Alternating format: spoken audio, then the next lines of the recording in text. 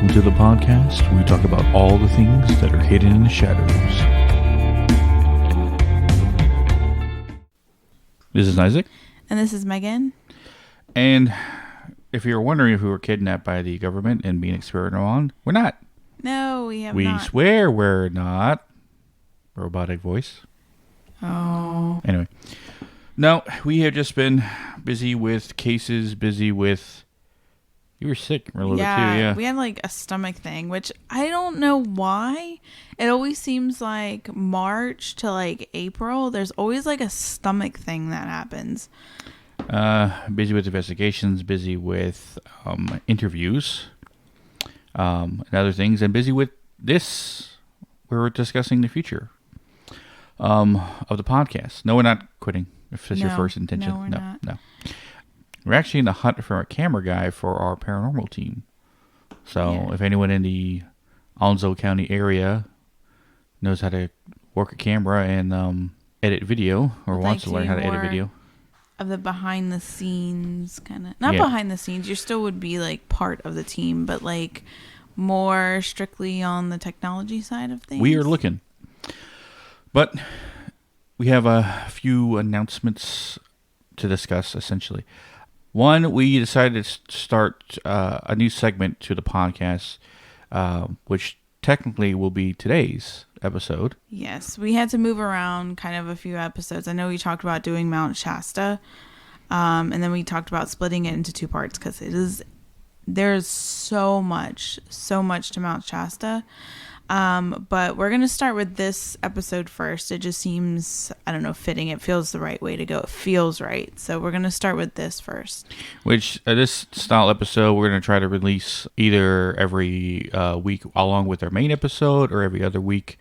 But it's going to be repetitious because it's simply just me and you talking about anything in the paranormal we saw that we can't really make an episode of, but we would just wanted to talk about it. Like a freestyle episode. Just about, spontaneous paranormal stuff. Yeah. Still trying to figure out a name to call it. Yeah, we were trying to figure out like synonyms for like the word random and trying to find what would mesh in with everything. And I think too, having a little bit of an episode that's not super research based and like head scratchy and just is a lot more of like our banter and like our everyday like thinking of the paranormal, I think is good. And because you guys always talk about how you like our banter and our non-serious stuff sometimes. Yeah. So that would be fun. And plus it will also give you guys another way to kind of get to know us even more. Stuff like that. So we technically don't want to create a Patreon because we don't really have time to create bonus episodes and stuff like that amongst doing everything else we do. But we thought, some people might want to donate to our cause, fund the war in a sense against darkness that we have been doing, right? Buying bail bonds and stuff like that. Oh, gosh. Anyway, so we put a link to the Hidden Shadows podcast. What was the So we're actually doing I think it's called, oh no, I don't think. It is called Buy Me a Coffee. And it's for content creators that it's not like a subscription like Patreon. You can do a one-time donation. It could be very small. It could be something like a coffee, like the price of a coffee. It's basically just something, because we've been asked quite often recently about like ways that people can donate to us to help us grow. And essentially Buy Me a Coffee is that it's a platform for content creators to grow. And one of our goals for the podcast, or one of our goals for the paranormal team, is to go out and travel. And now more than ever, I feel like it's super expensive and it's hard to do that sometimes. So if you want to throw us $1 or more, or anything less, feel free to do so. Yeah. If you want, some people out there want to help us in our cause, but can actually do anything. But simply giving us the funds to go out there and do what we do best would be most helpful. Yeah, because I feel like I said recently, a lot of people have asked, like, how can we help you guys? Like, how can we help you guys grow? Is there like something we can help you with or buy for you or whatever? We've even had that happen a couple of times, and we really didn't have an answer for them because we really didn't have a place for that. So I felt like buy me a coffee, that was like the easiest. Yes. So it's linked in our links in our bio, and then it'll also be linked on every episode. So if you do want to donate, to hopefully see if we can go out to further places. So Yes. actually travel and go to these big name places and see what we can do there. Yes. Also, we have a few bonus episodes coming out that we recorded. One being a testimonial from a good friend, Angel, who we helped on several occasions with her hauntings that gone on her place. That will be released within the next week. Mm-hmm. Yes. But one of the bonus episodes is something for anyone who's been listening to us for a long time, right? I'm talking list to his beginning. I've heard all the Shadow Walker episodes, have heard Megan's episodes, have heard even our recent episodes on spiritual awakening and stuff like that. I have talked consistently in interviews I've done about finding other people like me and you. Other people who have an innate ability to grab or imprison or basically go against dark entities at a level that no one's ever heard or seen before. Now, so far in the world, I thought it was just me and you. Granted, there's a lot of people out there, a lot of light workers, a lot of shamans who are good at pushing dark entities away, forcing them to leave. But as of what me and you do, when you body bag entities and throw them into the ring, me pulling entities and putting them into the ring, no, there's been no one like us until now. That's right. I have found another shadow walker, you could say. Someone who has or on par with my power level, right? And she is extremely strong in her abilities. And it took actually hearing us and contacting us and conversating with us and me contacting my spirit guides and talking to them and realizing exactly who she is and exactly how much power she actually has and awakening that part in her. Till now, she's actually helping us. She has full access to the ring. She sends things there. But how she works is entirely different from how I work.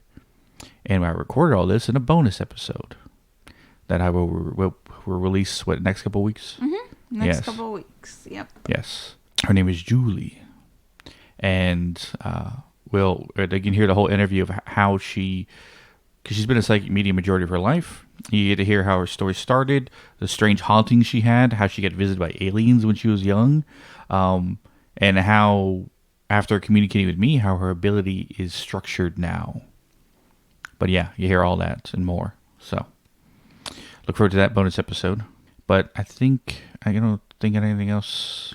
Nope, I think that's announcement-wise. Yeah, I think that's all the announcements and things like that. Now, in our first, I think that's what I call a spontaneous paranormal conversation. Yeah. SPC. Hey. SPC, yeah. Spontaneous paranormal conversation. I like it. Almost like, yeah. Yeah. Kind of like the vibes of like a round table, except not everybody. SPCs. Because SPCs are those weird creature things people catalog and make up. Really? You know the whole SPC thing? No. That's a whole episode by itself. Really? Well, there you go. And we just see, this is another reason to do these episodes, because you can talk it out and then new episodes will form. Because it was like we call it a Reddit thread. Yeah. Like a creepypasta kind of thing. And now it's just, it gained a whole axis of its own by being like weird creatures that the government has captured that all do weird different things. Weird. Yeah. So essentially SB7, SPC, yeah. And they all have different names, like SPC, level 112 or something like that. And they're just like different kind of creatures and stuff like that. That's gnarly. Yeah. But one of the weird things that's going around TikTok right now that I don't know if you've heard about. Now, it was a book written in the 60s called I Have No Mouth, But I Must Scream. That name alone, that just sent chills. Okay, go on. Anyway, it was wrote in the 60s, about a AI technology that kills every human on the planet, every single one, except for 5 human beings, that it keeps alive to simply torture and traumatize and manipulate and mutilate and do every worst thing in the world. People have talked about like, some itchy on my back. People have talked about like what's the most evil being in literature, right? And they talk about this alien named Q, which I still read that book, but the story is about a AI called AIM or AM. I am, right? And it talks about how much it hates humanity, like hates with like a passion. It talked about like how there's like millions of miles of cables that create its inner workings, and if hate was written on every single cable, that it still wouldn't accumulate the 1 billionth amount of hate it has for humanity, and it keeps those humans alive to simply to torture them. That is crazy. Yeah, it's a really dark book, and it's only 11 pages long. It's a short story. It's like one of those. I don't know if you ever read them when you were a kid, but like those really creepy stories, or it's like freak you out in like 3 sentences or something like that. Oh, yeah, the 2 sentence short. I got itch on my back. This was mosquito bites from yesterday. We got eaten alive. Before we get to the paranormal thing, no. No, I was reading it, and it's intense. For anyone who hasn't read it, I suggest reading. Just find a PDF. Like, I have no mouth, but I'm a scream PDF and read it. It's just. And that's crazy. 1960s, you said. 1960s. This guy wrote it. Like, he already had like predictions of how AI would be, but the whole premise is when we had our episode on AI and technology and stuff like that, like, and it goes with a prediction that AI would kill humanity, right? Because it would see us as a threat. Because humans are based on emotions, and our emotions are our greatest adversary, but also our greatest quality, right? Mm-hmm. We act emotionally on things. We have anger, we have hatred, we have all those things that we can act on emotion-wise, but machines do not. So if they have no emotions to act on, they will act logically, calculated, without feeling or emotion behind their actions. So they can wipe out 2 billion people without any care, because they see it as a calculated plan to do so, because humanity is a dangerous animal that needs to be controlled. So they will see it as calculations and logic versus any emotion behind it or feeling. But the way he wrote this AI was that it hated humanity. Well, that's an emotion, right? Mm-hmm. That's something, emotion, like sadistic torturing and mutilation of human. It's an emotion focused way of acting. So it does have emotion, just hatred. So he kind of took that idea, but it's almost like it has enough artificial intelligence to hate humanity more than anything else. That's why it wiped the majority of the human race off the planet, except for 5 humans. That's crazy. Yeah. But no, because people like, it's getting popular. The book's getting popular again right now because AI, of course, is on the future. It's on the rise, you would say. But the AI we have right now is not the AI that most people think. The AI we have right now is not really what we are afraid of, right? We have ChatGPT, we have AI, art image simulator, and stuff like that. It only creates what's already been created. It can't create anything new. That's it's AGI, artificial general intelligence. That is an intelligence that can think for itself. So, smart thing humans would do, it can work against us and for us at the same time. But build an AI, its own way of thinking, artificial intelligence, all that stuff, that has emotion attached to it. Yeah. Because if it has emotion, then it can feel everything, as a human does. But one of the things that AM, right, hated about humanity is the fact that it built it, but it didn't give it a ability to feel. It had hands not to grab, eyes not to see, or anything like that. Like, it didn't give it a body or something like that, the essence of it. That's why it kind of one of the reasons they hated humanity. And this still boggles my mind, 1960s. Yeah, well, you got to remember, we were talking about technology and the future of, like, computers and stuff like that way back when. So he had the ideas of it. He was a science fiction writer way back when. Interesting. Yeah. He wrote some other, like, real scary stuff. But that was one of the ones that was, like, just, when you read it, like, holy shit.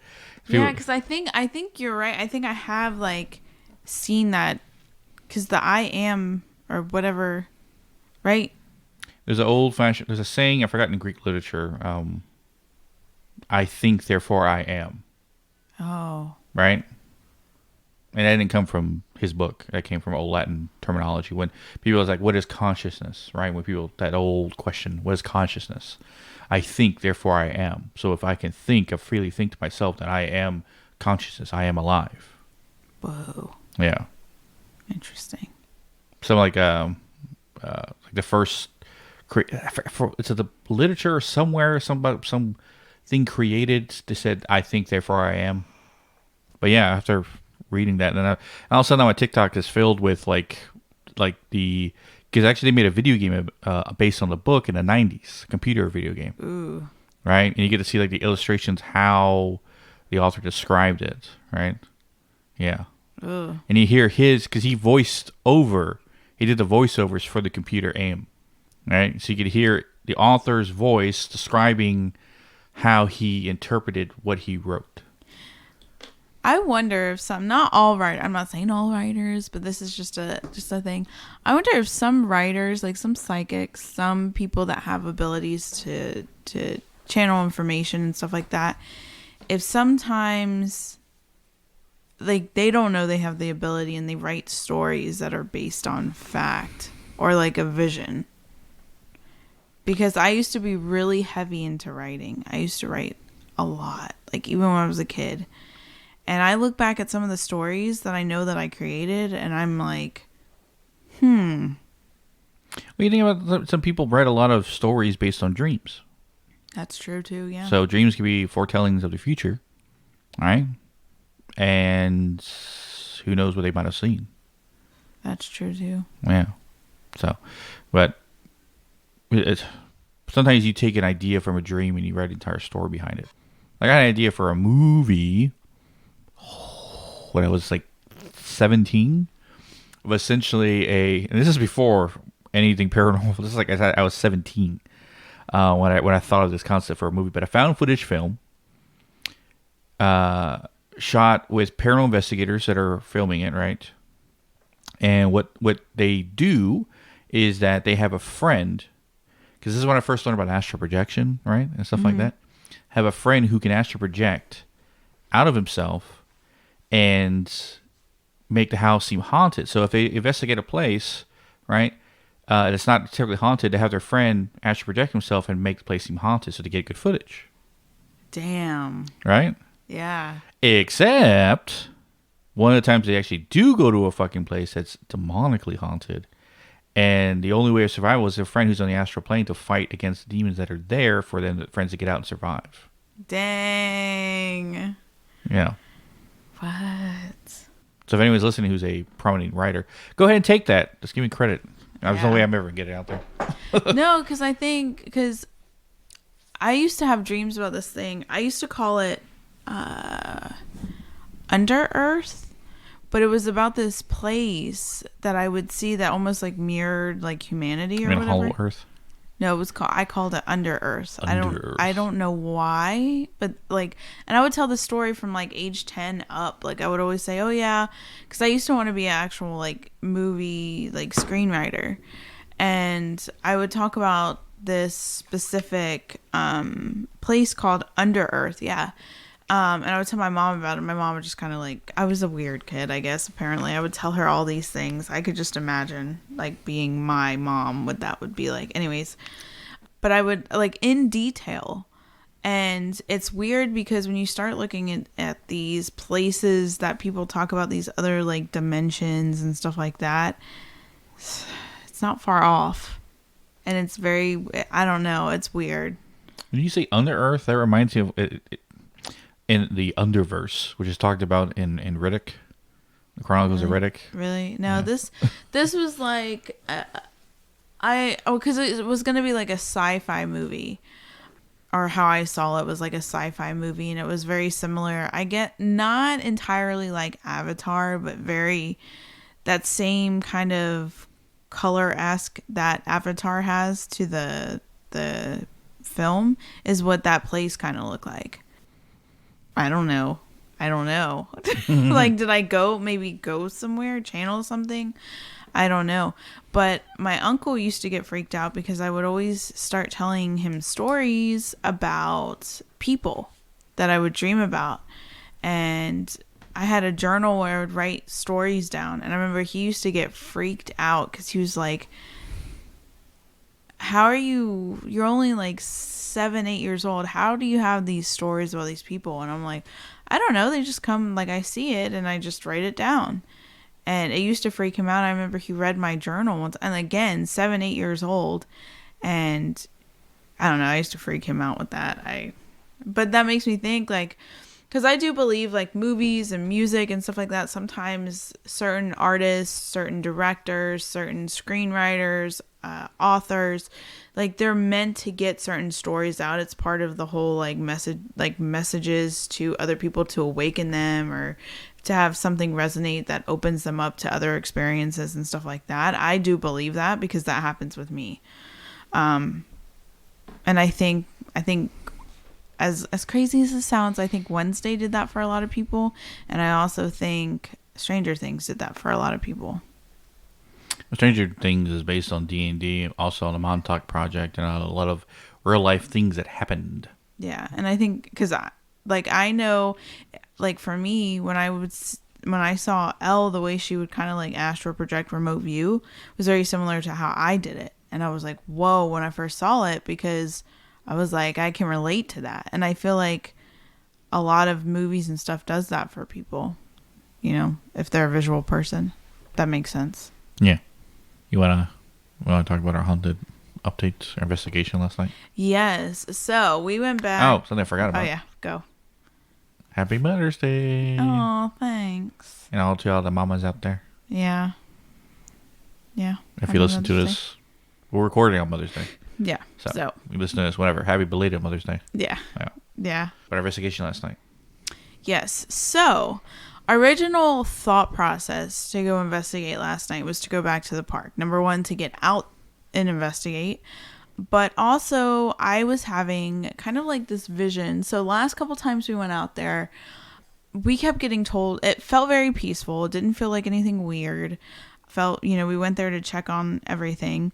And we turned the spirit box on just to see, and there was really no spirits there. It was just this thing that kept referring to itself as the guardian, that it protects the land. And then we would also get kind of like some weird like lights in the sky stuff. And the last 2 times we went out there, it was lights in the sky and just like some weird stuff over the spirit box, like I said, with the guardians and stuff like that. So I kept getting this vision of like going out there and recording and being able to capture something so we could show you guys. Well, we went out there last night and it was like a turn of events. It felt completely different. The guardian thing that was there before did not come forward. It was like it wasn't there. And then there was a whole new slew of like spirit stuff there.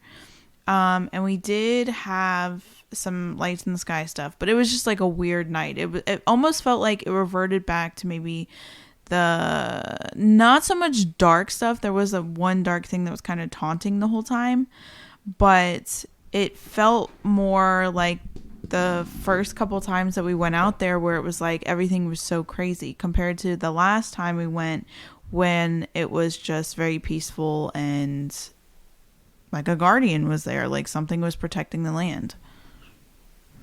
Yes. And I pulled several things, but I even did a triangle pull over the water area that they kept telling us where it was going. But you did a white noise channeling thing, and that's how you were having a stronger conversation. What was that? With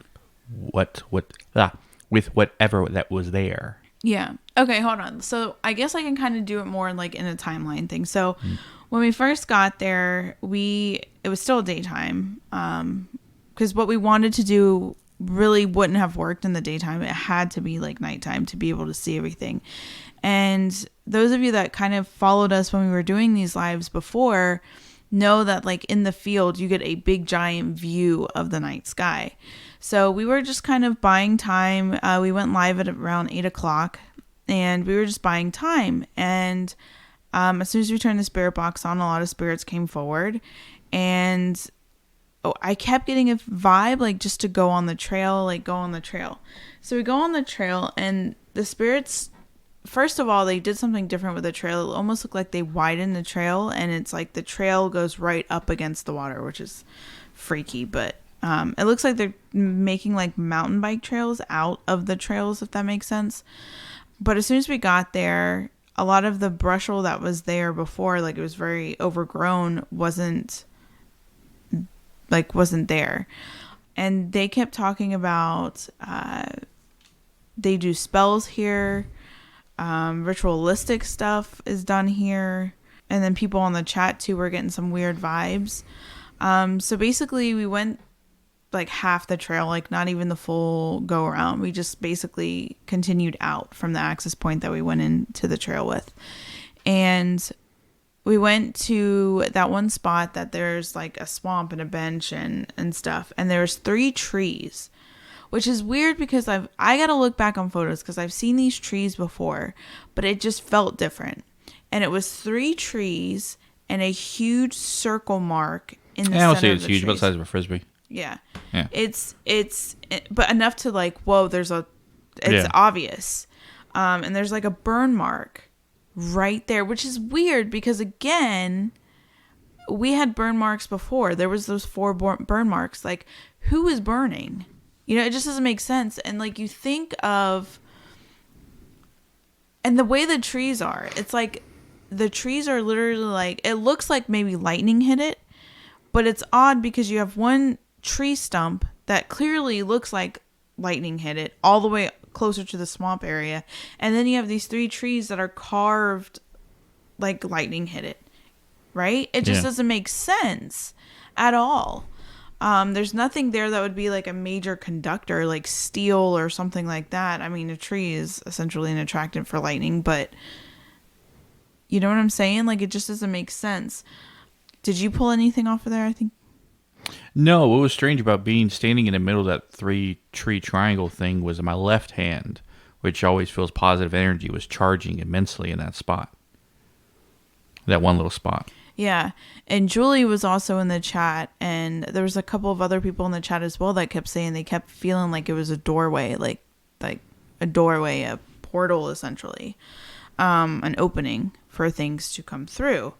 So after that, we went to the field, and you want to continue? Put your point of view?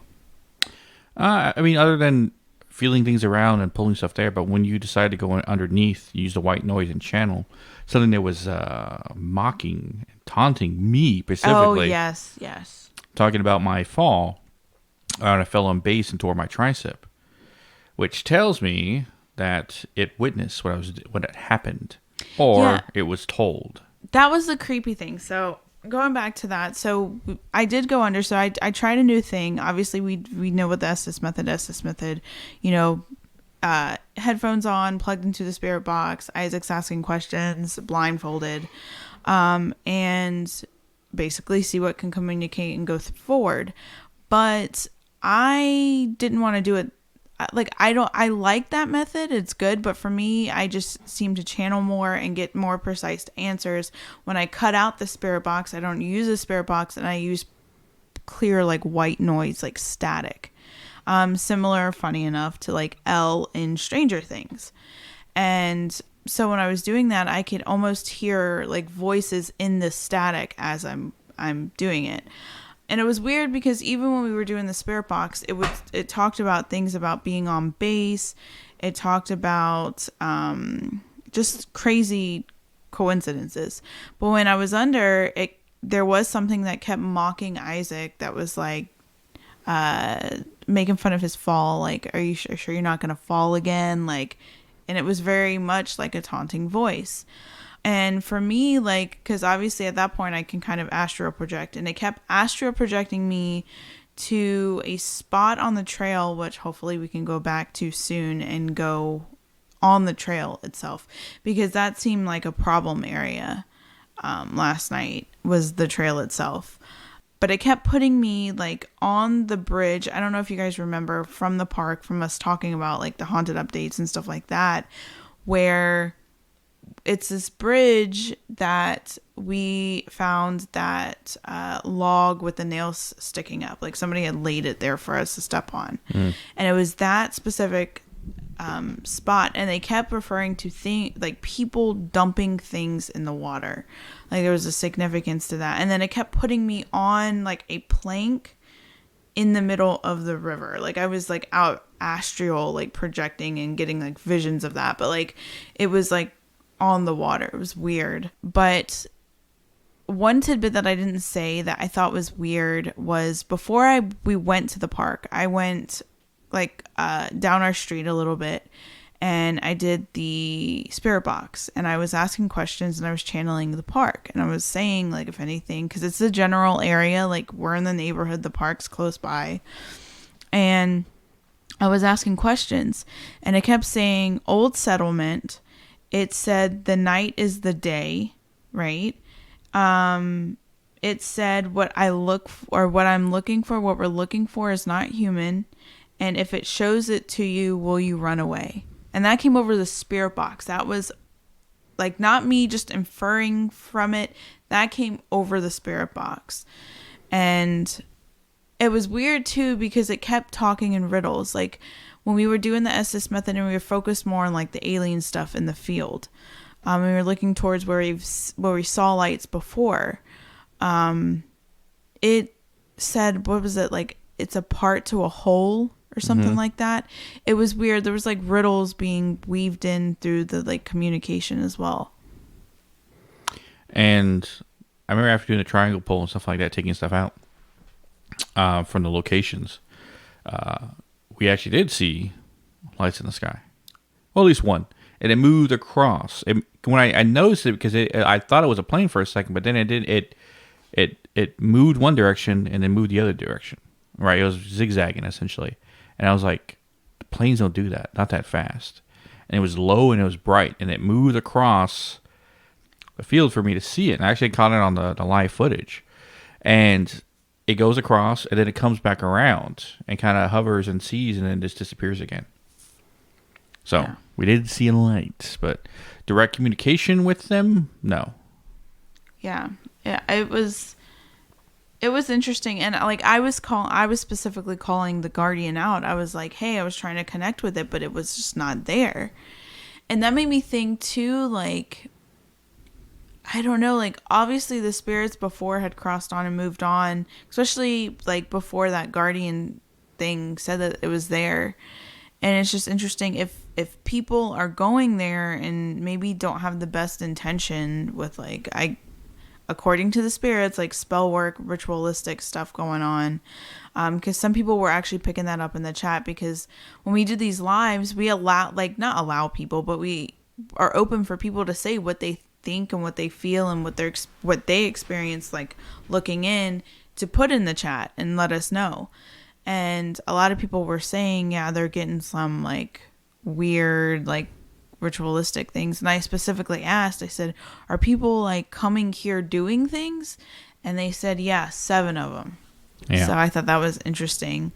And just, I don't know, it was weird. It was a very weird situation. And then at the end, we kind of like got chased out, which is weird because we never had that happen at that location before. I mean, we kind of did with like the weird people in the woods, but no, it was, and I caught it on footage, so I can share this with you guys. I'm gonna put different clips together from the live and from the body cam footage. But this random car, like towards the end, like when we were really starting to get some communication down, it was about 10 o'clock at night, and this truck. It was a truck? Yeah. Golly, see? Starts plowing onto the field. Now, you could go one way and go to the lake, and you can go another way and go to like the park area, like the parking lot, and then walk down to the field, right? Well, this car or truck goes straight up on the field, like hauls ass straight up on the field. And me and Isaac are like, what? And at first I thought, okay, well, maybe it's cops or maybe park ranger or something like that, right? But there was no like, you know, like I would assume a cop car would have like the flashing lights, you know, to let you know like, hey, it's because they hauled ass out of the car with flashlights, turned their lights off on the car, and like kind of like they were pretty fast going towards us. And then we were kind of like, and I don't trust people, and I've been chased out of places before, and I was just like, I don't feel right. And it was weird because on the spirit box, before we got into like doing sessions and stuff like that, we got told stand your ground and all that stuff, which I thought was ironically funny. We got chased out, so Yeah, but it seems we're gonna have to make a few more trips there. yeah, because I don't know, it just didn't seem right, and the trail seemed off. Like I said, the last couple of times that we went there, it felt good. Like it was peaceful. It was what it was supposed to be. But last night was not it. It was weird. Yeah, I don't know. It's like every single time we think we clean a place up, it gets dirty again. Just leave it alone. Like, and we make it nice and clean, and someone has to come up there and throw a bunch of shit around. Yeah, because like obviously a place like that, kids, adults, different people, whatever, go there to kind of decompress and relax. And the last couple times that we went there, it felt like that. It felt like a good like meditation place and place to relax and stuff like that. And then now it just does not feel like that. It does not feel like that at all. And it's weird. And again, it's kind of like the spirits before were coming forward a lot. They were like, bam, this is my story. This is what's going on. But now it seems again, they're getting like pushed, silenced. And I don't know, it's the weirdest thing. Yeah. Looks like I have to do more investigating there, along with some other places we've been to before that we need to try to finish and close up, essentially. Yeah, I agree. But question. So doing that Estes method, but with the static noise, do you feel like that was more of a communication? Like that had more communication than my regular method of doing that? Yeah. By a lot. You channeling was a lot more clear conversation directly to whatever you want to versus all the other randomness. Yeah. Yeah. Interesting. So if you want to get a better connection to whatever's there, you channeling doing that essentially a form of Estes method using white noise instead of a spirit box. Yeah, that's far more effective. Yeah, because at first it's kind of like I have to inch my way in there, and then like I start the static noise, and it's almost like that like the TV, the fuzzy TV static noise. That's what I listen to, and it starts morphing into sounds and starts morphing into like voices, and I start astro projecting and stuff like that. And I actually had a vision of doing that for the longest time. Like even when we were part of Shaka Waka Shadow Walker Paranormal, I had visions. I had spoke about doing this, about doing this method at locations, and I don't know. I guess it didn't feel right for other people on the team, but I was like, I'm gonna try this, I'm gonna do this, and it worked. So that was pretty cool. Yeah. But yeah, that was an interesting night amongst my overflatulence. And Oh my gosh, that was ridiculous, dude. That he farted so much. That may have been the reason why the spirits did not want to come too close. I just remembered something. A story that I was saving for when we recorded, because it happened like 2 weeks ago, but since we haven't recorded in so long, I totally forgot about it. You talked about farting, and I remembered something. I thought I was in the bathroom by myself, and I was working, right? Mm-hmm. And I was taking a piss, and I was in the stall, right? Because I don't like urinals if I don't have to use them. And I was peeing, and I was going like, and then I started like, felt like I was going Super Saiyan, right? And I thought I was alone in it because they had a good echo. I went, like loud, right? And when I got done, I hear a guy go, "You all right, man?" God. And I didn't want to fucking like know it was my voice, so I made it like a voice like, "Yeah, I'm doing good." Golly. Yeah, I was like, and then I kind of waited until he was gone. I was like, I'm fucking going out there. Oh my gosh, no, the mosquitoes were bad last night too. Well, I think I wasted enough time blabbering about stuff. Yes. These will get more and more, I think, interesting as time goes on. So. Yeah. But yeah. So look forward to Mount Shasta, part 1 and 2, most likely. Along with Why did you say? Mount Shasta? No, it sounded like you said Manchester. Manchester? Like a Manchester United. You know that soccer team over there playing the soccer in England, Manchester. Sounds like a Boston guy would say it. No, it sounded like you made it like a Spanish word. Manchester. Yeah, there you go. Yeah, that was another weird thing. What I gotta look back at that word. There was a word, a chupercon. What does that mean? I gotta look that up. That kept coming over the spirit box. It sounded Chupercon? it sounded like chupacabra, but then it wasn't. It was like chupercon. They kept saying chupercon. Maybe it's a native word. I don't know. So if anybody knows what that is. But and then we're planning to do besides Mount Shasta 1 and 2, we're gonna do episode on the Chris Bledsoe case. Yeah, and then we're gonna also do an episode called "What the Hole." Yes. I wanted to title it because but no, we're The gonna mysterious holes that are popping around the world. Yeah, because I actually had a vision, and not a vision, but a channeling. So Anyway, look forward to all those and more. And this has been a good first spontaneous paranormal conversation. SPC. Yes. Anyway, you can catch our socials at Hidden the Shadows Podcast on Instagram, Hidden the Shaw 6 on X, Hidden the Shadows Podcast 2 on TikTok, or links to all of social media and always you can listen to us at hiddenshadowspodcast.com.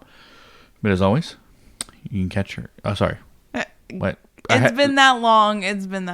No, I almost burped. That's why I was trying to get it out. Oh, golly. You can catch the. Blah, blah. We'll catch you. Catch your weirdos in the next one. Yes.